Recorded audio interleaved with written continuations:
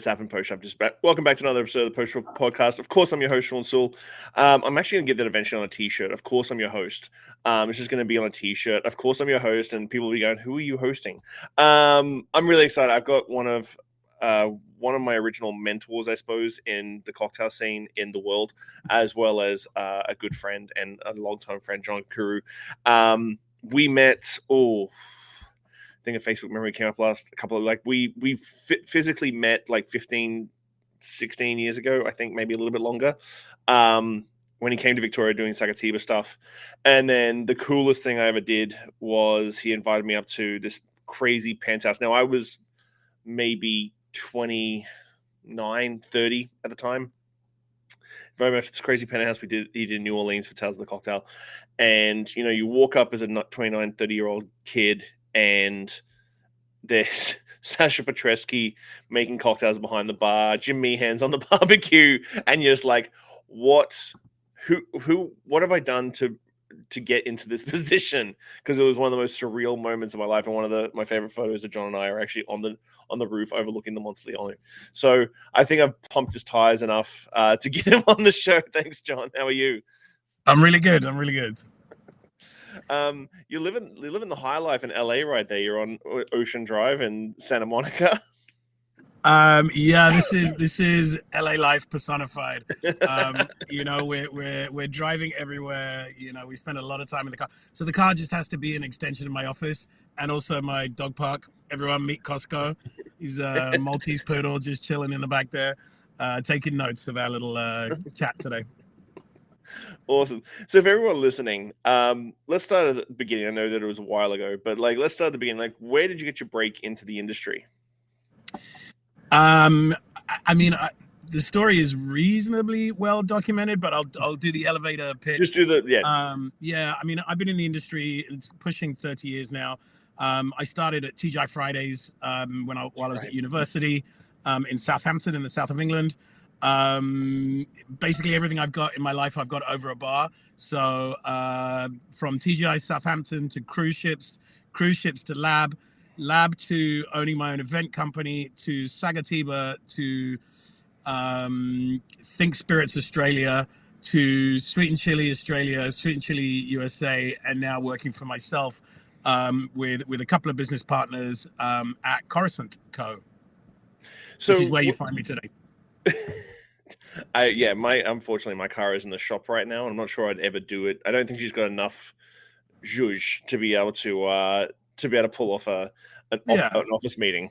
Well, without being too bougie, the car's got Wi-Fi, so this is a really solid connection. Mine's 62 years old, so it doesn't have anything flashy. So in the early years, what was the sort of catalyst for you to go, yep, okay, well, this is what I'm going to do for the rest of my life? Because I remember my catalyst, and I'm curious, what was your catalyst to go, yep, this is for me?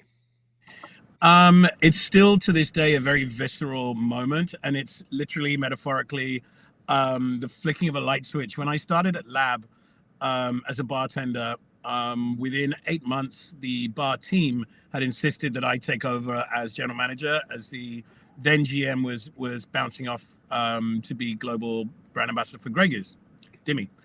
And they didn't want anybody coming in from outside to kind of mess with our flow. And even after such a short time as bartender, they basically boosted me to GM, where I was voluntold. In that moment, I really remember it so clearly in Lab, just flicking the switch. I was 24 years old, and I just said to myself, I'm like, well, clearly this is where you're supposed to be. This is what you're good at. And it was in that moment that I decided there and then that I would strive to be the best I could be every single day. And that continues to this day. Wow. So which from all that, have you had mentors in your life that have guided you into them? Because you going from, it is a big step going from GM of a bar, and Lab was legendary for all the youngsters listening to. When you're coming up in Australian ranks, a lot of people came from Lab to Australia, worked in Australia. Lab was legendary in those early 2000s. What was those moments that sort of took you to the next level when you go into events and brand building and all that sort of stuff? So the first bit was about mentors. Yes, I've had lots. Some are still with us today, some have passed, but what I continue to say to this day is I've learned more from the people I've worked with who I didn't like and didn't respect, and treated me like shit. I've learned more from them than I have from the legends that have helped, guide and shape the person that I am, the professional that I am, and the opportunities that I have today. So while I have a long list of superstars that have helped shape how I talk, how I communicate, my brand of hospitality, and so on, I also have a list of people who I'm like, let me just remember what not to do. Let me remember how shitty I feel in this moment, and make sure that I never recreate that for anybody else that passes through my universe. So I think the moral of that story is, sure, you're going to have great mentors, but when you come across somebody that treats you like shit and is the antithesis of your own moral compass and personality and persona, remember that. Remember how you feel in those moments, and make sure that you never recreate them, in your personal or professional life. That's amazing. So when you moved to Australia for Think Spirits and you're building up these brands and that's the thing, how did you make that leap over from events and GM of Lab into like brand building and representing brands? I know you were with Sagativa for a long time and you built that from zero to infinity. Like where was that sort of jump in? Because like being a brand ambassador is very different to being a brand builder. Yeah, it sure is. It's a great question, and the honest answer is that I played the Jim Carrey role in Yes Man. So I have only ever applied for one job in my professional life, and that was my very, very first job at TGI Fridays when I was 17. I actually applied for that. We had to audition, and I got the job. And every other job I've had since, which isn't many, working for myself now, I think is like my 7th job in nearly 30 years. And yeah, I've took a leap of faith. These opportunities presented them. The next opportunity presented itself at a moment that was just right for me. And either that's, whatever you believe in, whatever your belief system is, I feel like the university brought the universe brought the next opportunity to me when I needed it, and not before and not after. And it was up to me to say yes or no. And every time I said yes, it's lucked out. And I've been in those jobs or those roles for several years. The shortest job role I had was cruise ship bartender, which was 3.5 years. Wow. And the longest role I had to date was at Sagativa, which was almost 7 years. And now working for myself at Coruscant, we're pushing 5 years. So, I don't know what it was. I don't want to say fake it till you make it, but it's kind of saying yes, trusting in trusting in who you are and how you navigate through life, being a social being a social chameleon, being able to shape shift and adjust, and be ready for change. Change is a constant. It's coming, coming at us rapid fire all day, every day, and it's how we adapt to what life throws at us that helps us adapt to the personal and professional things in front of us. I don't want to say challenges, but whatever life presents, it's how we react to it that determines the outcomes. So let's just jump forward a little bit. Like, what's your current role? You're working for yourself now. What's the company that you're running, and what do you do with that? Sure. So a few years ago, early in the pandemic, myself and my business partner, Emily Weldon, set up a small, humble little agency called Coruscant Co. Emily's still based in Australia. I'm obviously in Los Angeles. And the vision was to build a company that would provide a lifestyle that we wanted for ourselves. So it wasn't about, the daily or nightly grind. It was about working hard, working with people that we wanted to work with, and then leaving the people, places, and products in better shape than we found them. Now, is that a traditional? Are we a traditional consultancy agency? Possibly in some cases. We'll accept a brief. We'll respond to that brief. We'll cost it out. We'll go do the work. All of that traditional stuff. But there is another layer of Coruscant Co. that really is about lifestyle. Living in America for the last, almost, I think it's 8 years now, maybe a bit more. you learn a different, or I have learned a different perspective on what success is. Success is really personal. I don't bend to the traditions or norms or societal norms. Success is for me to determine and define. So when we set Coruscant Co up, it was really about working hard, having fun, working with people that we love and products that we respect, and ensuring that we actually work, that we're working because we want to, not because we have to. And it sounds so easy to say, but it's actually really difficult to implement. And so as we've gone on this journey with Coruscant Co, new opportunities have presented themselves based around the fact that, I'm now begrudgingly referred to as a veteran bartender, and which makes me want to vomit. And you can see, like, I'm fighting the signs of aging every day. But I just let it go now. I'm just like, screw it. The white beard's here. I haven't hit that point yet. I'm still fighting. But as I've gotten older, different things have become important. Earlier on in my career, it was about looking cool and the right shake and what outfit I was wearing. Now I've certainly given up on that. The standard uniform for SoCal is black on black on black, hoodie, black jeans, black sneakers, and I've for years I've thoroughly rejected dress codes, but that's a different podcast. So today, as I've gotten older, different things have become important, and other things I've let go. So I've got to a place in my career where it's really important to me to give back or pay forward, depending on how you look at it. And as a proud Kenyan, I was born in Nairobi, grew up and was educated in the south of England, and then I've been a global citizen ever since, in the kind of truest sense of the phrase. And now it's become even more important that I pay back or pay forward the things that I've learned and can share with the bartending communities in places that I'm able to touch, and very fortunate to be able to travel to and visit. Yeah, I always see your check-ins on Facebook, and I'm not even sure if you check in every single flight that you do, because I'm like, this is absolutely mental. Because you were always one, like, it was yourself, Angus Winchester, and I think Jacob Bryars or Simon Ford were always like, yeah, who was the brand ambassador with the most miles at the end of the year. But that's a good segue, like, because we were talking about in the green room. I'm a small market guy. I'm based here in Victoria. I love Canada. Canada's a small market as well, but a whole different animal. You've been doing a ton of work in Africa over the last couple of years.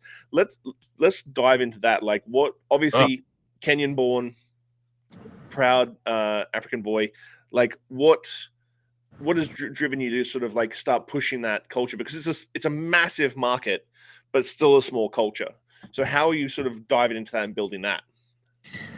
Well, to be honest, again, as I've gotten older, reconnecting with my Kenyan heritage has become really, really important. And before I started pointing my energy towards the bar communities in Kenya and other African countries, which we'll come to, it was really important for me to touch the ground in a really authentic way in Kenya, and really genuinely reconnect with my father's side of the family. So my father is Black Kenyan, Kikuyu, and my mother is white English. But on my mother's side, there were 4 generations of my mother's side who were Church of England missionaries in Kenya, which is how I came to be. So really understanding my kind of Kenyan history and heritage, as much as I may be diaspora today, led me down a path of wanting to spend more and more and more time in Kenya. From there, as being in the bar industry, you're immediately given a ton of recommendations. Go here, go there, go see this person. Oh, John, you've got to meet this. As we network and in our the tiny island that is the top of the hospitality, the hospitality pyramid. So I did that while I was there on various holidays, connecting with what makes me me, and really finding the words to be able to articulate that confidently instead of stammering around it. I met some amazing people in the Kenyan hospitality community, then one thing leads to another, and I'm on the board of directors of Tales of the Cocktail, and we at Tales we're looking for ways to authentically educate, elevate, inspire, support bartending communities, underserved bartending communities, and that then piece by piece of this jigsaw puzzle led to a sort of something that I could bring to the boardroom at Tales of the Cocktail. I'm like, okay, this is it. I've got my seat at this global non-profit entity that genuinely wants to educate and inspire bartending communities around the world. I've got something I can bring to the table. So the next step from that was, okay, as a Kenyan, I've spent quite a bit of time back in Kenya meeting some industry folk, bar industry folk. You cannot authentically enter the African market without being there. You can't do what we're trying to do on Zoom. It's just not possible. And to your point about small markets and small communities, just by way of example, Kenya is a country of approximately 80 million. There's about 130 plus local dialects and languages. So we talk about Kenya as one of 54 African communities or African countries. It is just within the borders of Kenya alone are all these, micro communities and languages and cultures. So I said earlier that shape-shifting and being a social chameleon, well, holy hell, that is really paying off today. As I work to navigate just around Nairobi, forget like leaving the big cities, or the coast or the lodges and reserves in the game parks. Like it is really, it's really incredible that the energy, the diversity, the food, the spices, the ingredients, like all of these, the music, the fashion, all of these energetic things emanate from each of the 54 countries across the continent of Africa. And navigating that landscape has become really, I've got goosebumps talking about it now, has really become really important to me at a very deep and meaningful place in my head and my heart. I think it's just such an incredible continent that is so wildly diverse. It is scary for businesses outside Africa looking to authentically, work anywhere in the continent. And equally, it's challenging for businesses, brands, from Africa out to the rest of the world. So there's this challenge of, coming into Africa and landing authentically in whatever country it may be. And then an equal and opposite challenge for businesses in Africa who deserve, their rightful place in international markets. So it's challenging in both directions, which has really been a fascinating learning curve that you cannot learn off the internet or AI, or you have to go and sit with those communities, listen, learn, ask better questions, and that's what I've been doing for three and a half, maybe 4 years now. Really, like with a vision and a mission. So how like brand representation, the international brand representation and space, because as you were saying, the back and forth, the inside and the outside, how is that leading to bartender education and brand visits and the stuff that I think we probably do take for granted for a fair bit in Europe and North America? We take it for granted a fair bit. How is that sort of playing out? Well, I mean, the pace of change is wild. The energy around the continent of Africa is just, it's palpable when you're on the ground. There are industry leaders in most of the major, more developed cocktail scenes that have emerged over the last few years that have led the growth of things like takeovers and exchange programs. International bars and bartenders feel much more comfortable heading to Ghana, Nigeria, Kenya, South Africa than ever before, seeking to understand and learn from those African bar communities about their ingredients, what's special, what's different, what techniques do you use. There's 7 different ways to use yucca. Like, there's all sorts of weird and wonderful things that Africa leads in, because they're unique to the continent. And there are several bars and bartenders around the world that have now, visited different African countries, done exchange programs. With them, they bring, their techniques from their bars and their countries, from Greece and Italy to Singapore and Hong Kong and, Shanghai, and like several American venues have all popped up, either at Ajabu in Johannesburg and Cape Town, or Accra Bar Show in Ghana, or Nairobi Bar Show, Kenya Bartenders Week. There's so many of these bartender-centric, community-focused Lagos Cocktail Week, community-focused events that are owned and led by these leaders of their respective bar communities. And it's really wonderful to see that change, and now to begin to see the ripple effect of that work. For example, quickly, I was just in Kenya working with Procera Gin, judging a cocktail competition, and I did the same in November last year. To see the growth in skill and cocktail confidence, local ingredient use, from November to November, in 12 months, I have witnessed, just in this one small example, the elevation of cocktail creativity, the kind of Kenyan pride in a luxury gin, and Kenya's indigenous ingredients is really, it gives me so much confidence in the bar industry across Africa and the rest of the world's ability to help grow it. Where do you see your place in this growth over the next couple of years? And do you have a plan for the next couple of years to sort of keep you got that smile on your face? You got the John Gakuru, let me tell you something. Yeah, still do. What's your plan, and where do you see yourself in the fabric of all that over the next couple of years?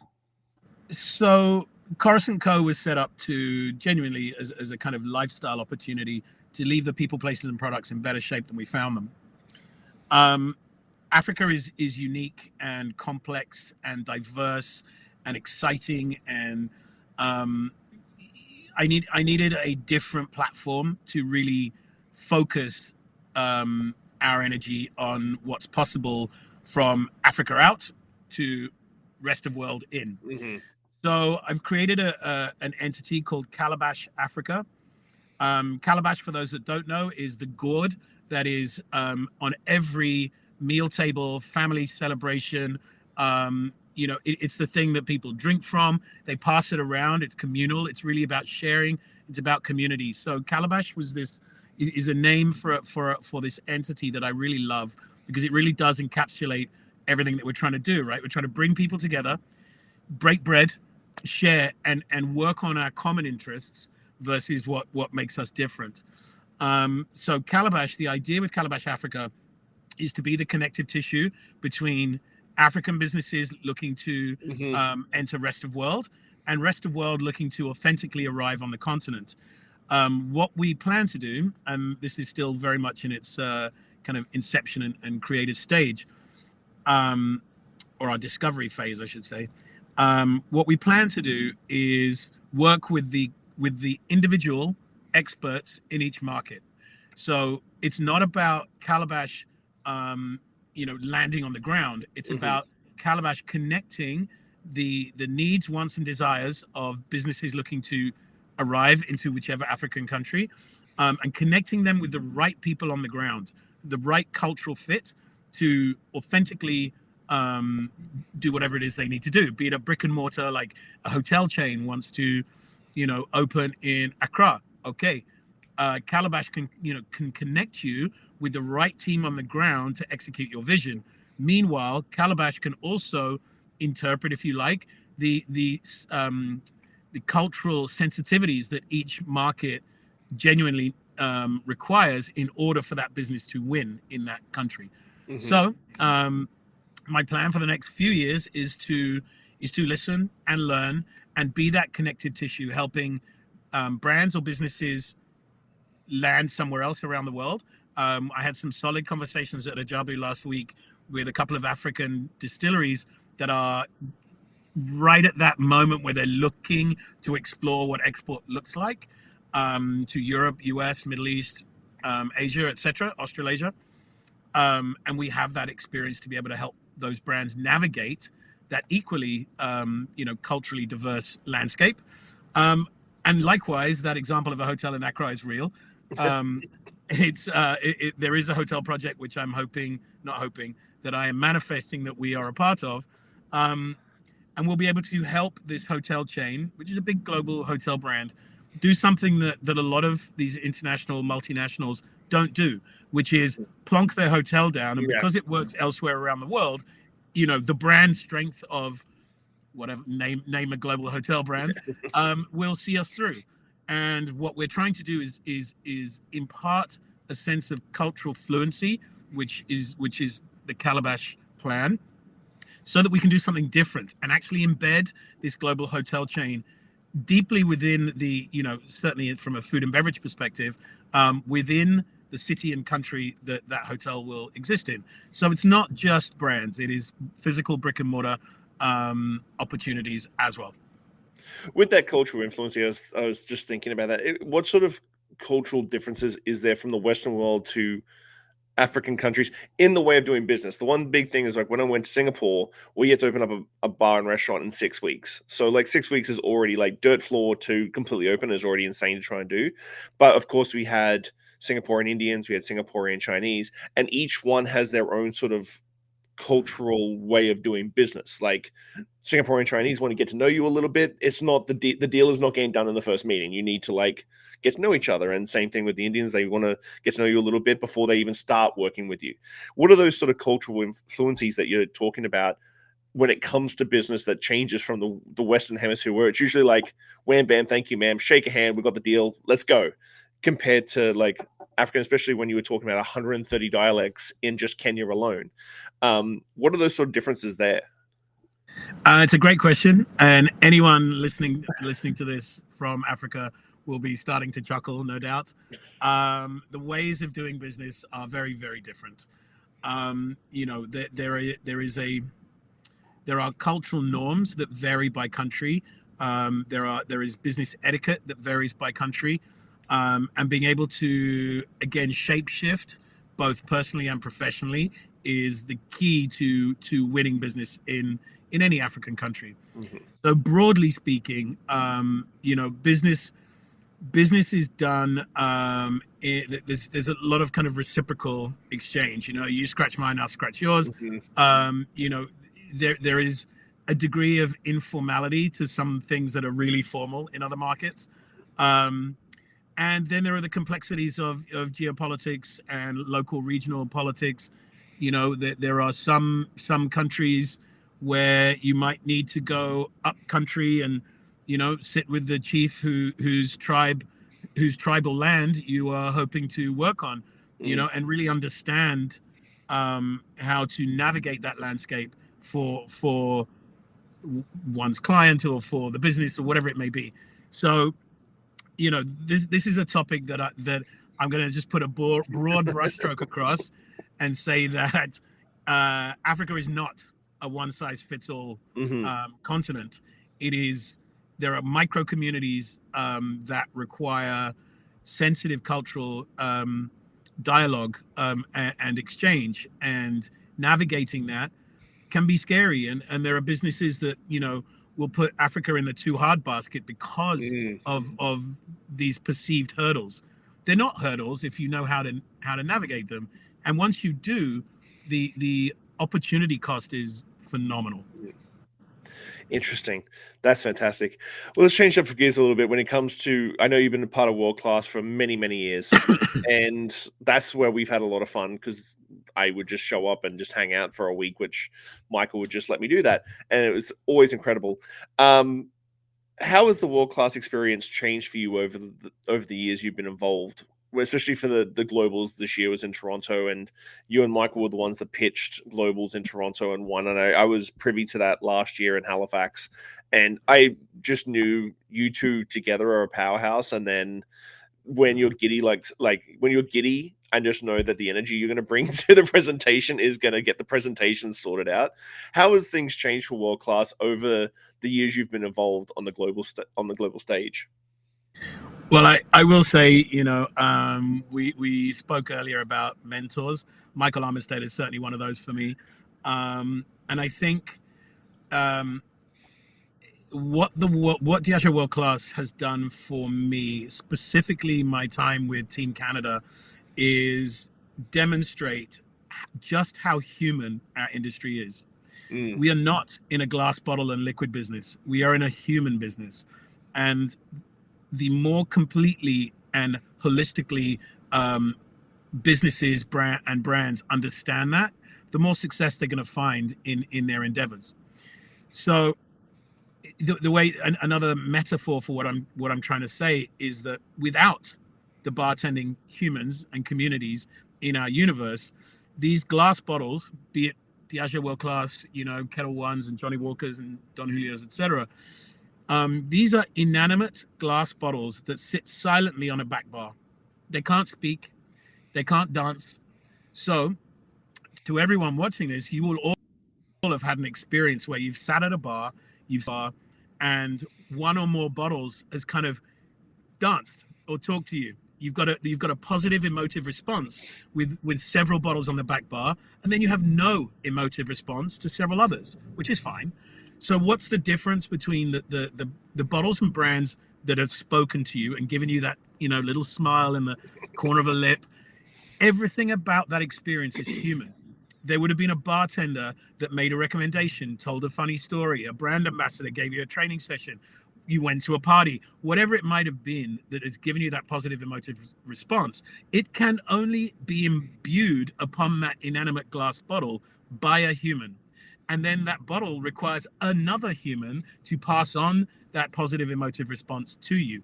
So 83% of consumers around the world will select a brand based on bartender recommendation. So everything I've just said in the way that I've said it has come through what I've learned through the Diageo World Class platform. The World Class platform and the global competition is just of a much larger project and a way to imbue these inanimate glass bottles with a persona, with a personality, with a human story. And the World Class platform does exactly that. Now, demonstrably, the most successful world-class country in the world is Canada. Hence why we hosted, look at me, I'm an honorary Canadian when it comes to World Class, with love in my heart. So we have embodied through Michael's work this idea of community. The World Class alumni in Canada are absolute benchmarks for how the World Class program could and should work.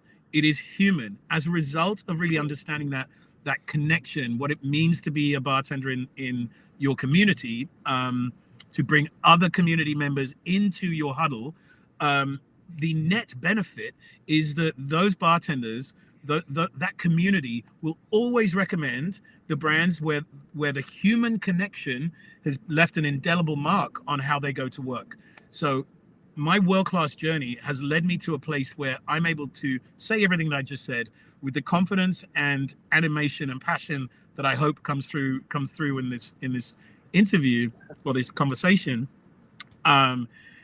World Class has really helped me articulate and demonstrate the power of bartender recommendation, number one, the power of community and bringing your bartending community together as often as possible. And then storytelling, it's really, really, really important. And those are the things that will move the needle for brands in any market in the on-premise. So I started with that story at the very beginning about and I think you know this story. I was a big passionate proponent of Sakatiba when I first came to Canada because it was the only cachaça on the market that was good. The other ones were just horrible things. So Sakatiba, and then I don't even know how we got connected. I think the rep was like, "Oh, this John Gakuru guy, the international brand ambassador for Sakatiba, is coming to Canada. Would you want him to do something in Victoria?" I'm like, You did something in Vancouver. I came to Vancouver for that. And then the next trip you came to Victoria, which we're a small market. I love it.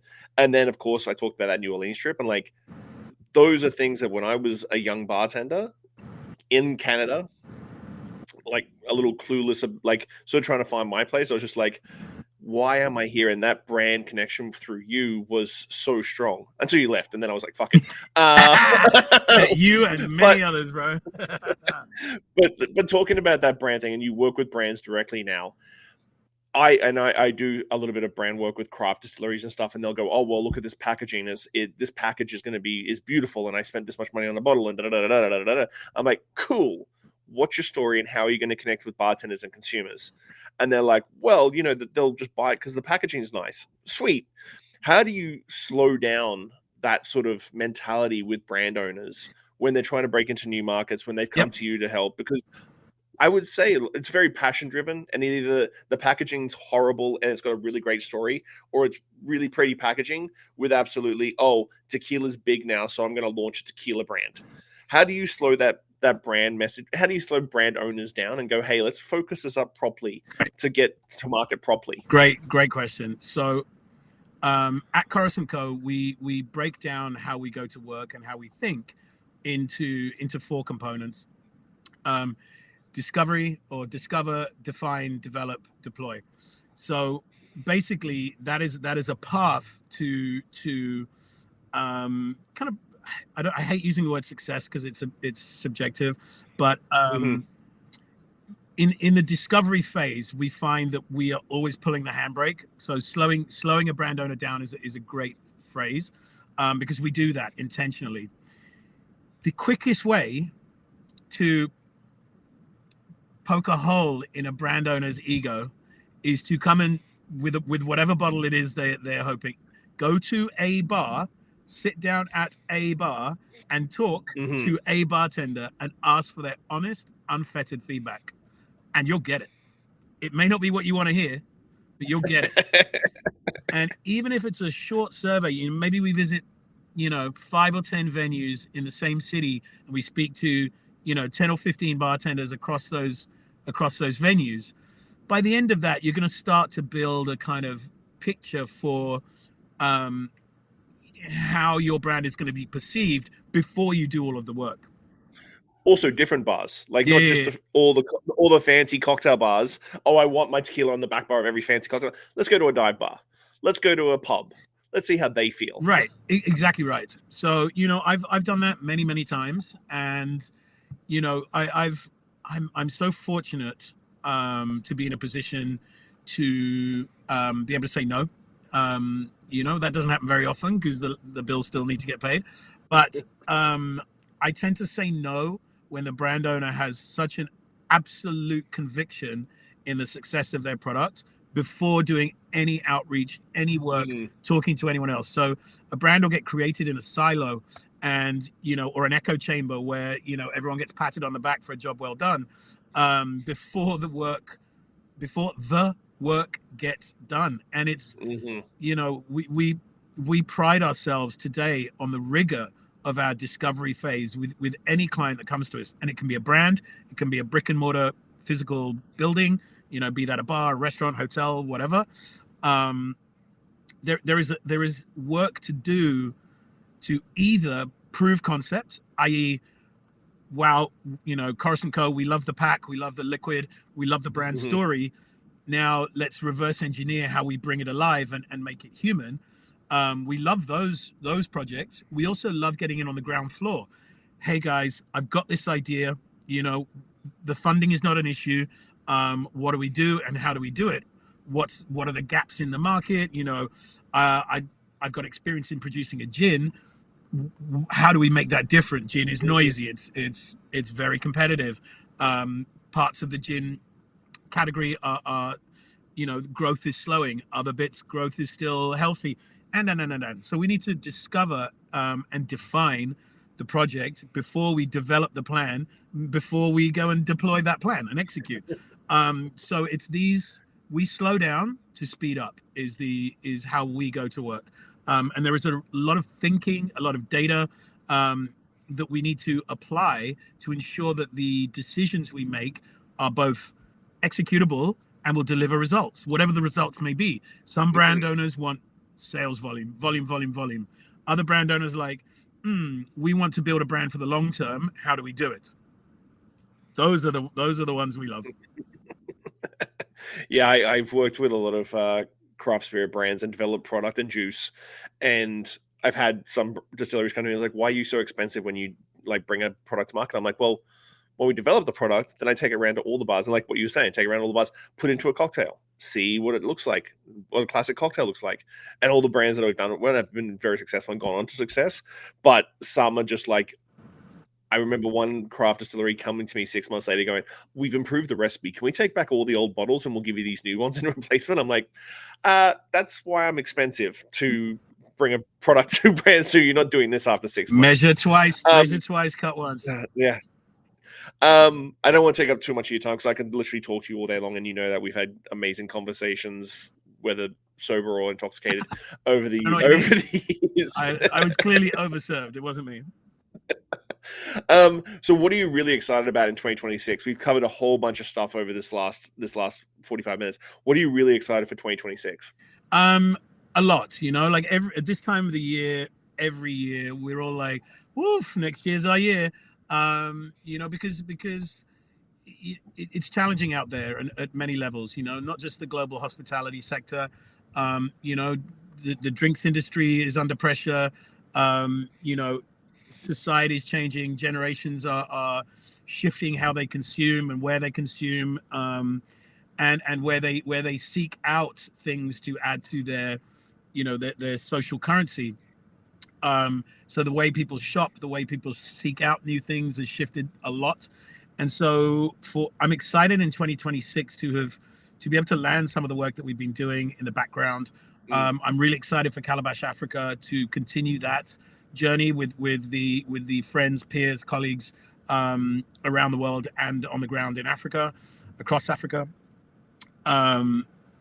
And yeah, we've got some lovely irons in the fire that include a wonderful Italian gin called Quattro Gatti.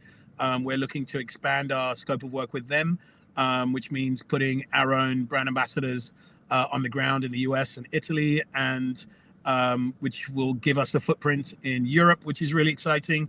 My travel calendar is filling up already. I've committed to quite a few things: the Caribbean Cocktail Tour in January, the Nairobi Bar Show in February, the Gulf Bar Show at the end of March. I've committed to Accra Bar Show in Ghana in August. In March, I'm going to return to South Africa, to Ajabu in both Joburg and Cape Town. We've got some irons in the fire for brick and mortar consulting in Joburg, which was off the back of last week in Cape Town. So all of these things, begin to, it's a complicated jigsaw puzzle. And, when you sat in front of a 1,000-piece jigsaw puzzle and you're like, I'm never going to find the little bit of cloud and blue sky.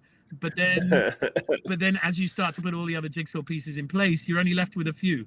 And, it feels like this last 4.5 years of Coruscant Co have been about, finding the corners of the jigsaw puzzle, and and we're starting to fill in towards the middle. And it feels really, that's actually a metaphor I've just thought about now, but it's really true. It really feels like, we found the four corners. We're working our jigsaw puzzle in towards the middle with a few more pieces to go.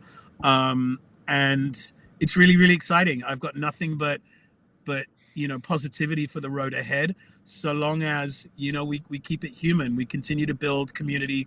We continue to a certain extent ignore the geopolitics at a macro level and focus on controlling the controllables, and doing the things that make us happy and fulfilled.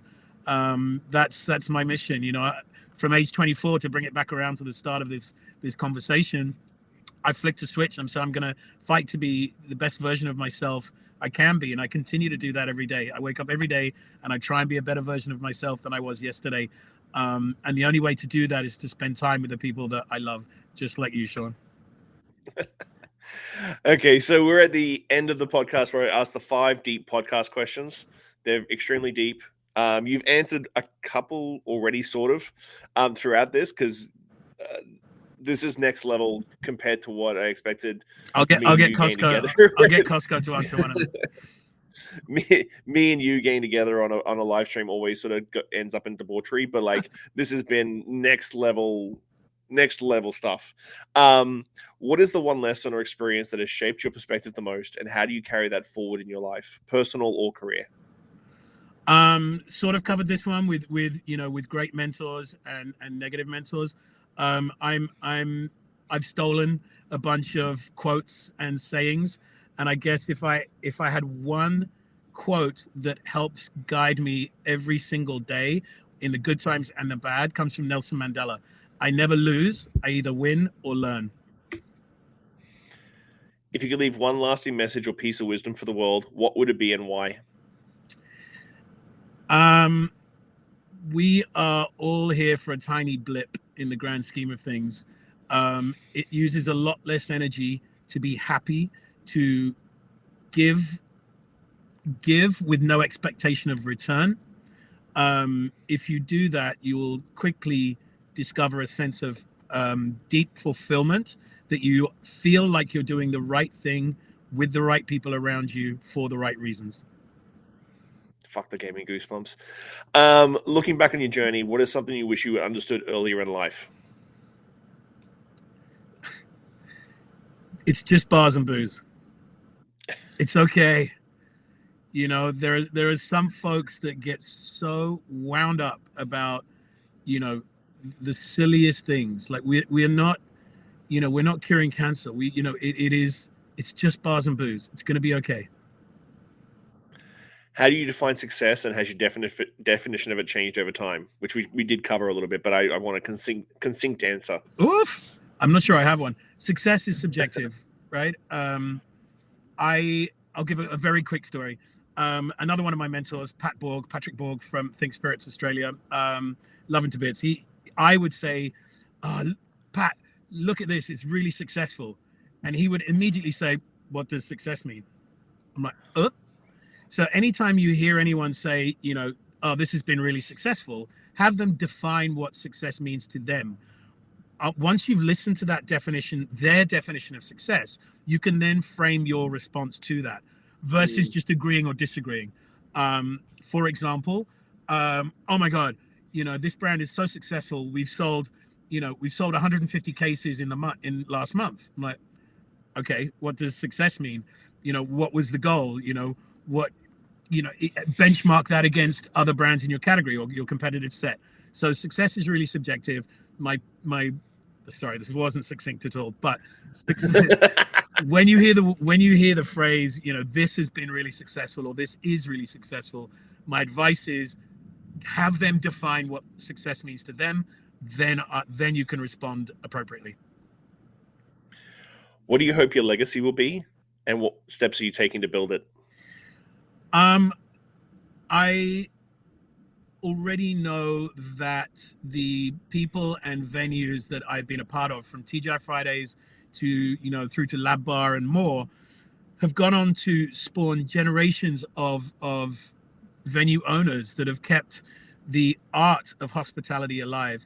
I would like my legacy to be for younger generations or next generations to see me, in that group of folk that have fought for the humanness inside a huge multinational $1 trillion business. Man, thank you so much. Thank you for your time. I really appreciate it. I know you're a busy man, and I'm glad I got you in LA and not wherever you were going to be next week. Mexico City. That's right. Yeah, I think I did see that plan.